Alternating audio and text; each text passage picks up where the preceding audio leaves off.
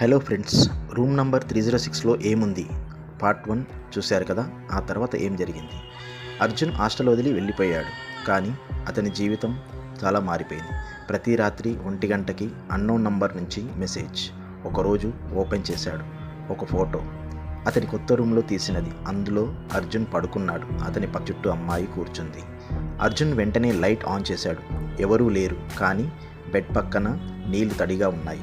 మరుసటి రోజు అతను మళ్ళీ హాస్టల్కి వెళ్ళాడు. వార్డెన్ చెప్పాడు ఆమె పేరు దీపిక. ఒక అబ్బాయి ఆమెను మోసం చేసి రూమ్లో లాక్ చేశాడు. అర్జున్ షాక్ అయ్యాడు. ఆ రాత్రి అన్నోన్ నంబర్ నుంచి కాల్ లిఫ్ట్ చేశాడు. ఏడుపు శబ్దం, తర్వాత ఒక మాట, నువ్వే కదా. అర్జున్ భయంతో నేను కాదు అన్నాడు. కాల్ కట్ అయింది. అతను అద్దం దగ్గరికి వెళ్ళాడు.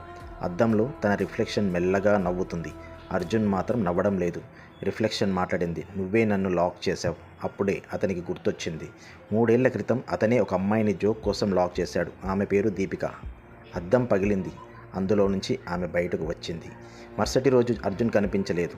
బాత్రూంలో నీళ్లతో నిండిన బకెట్, అతని ఫోన్లో చివరి సెల్ఫీ.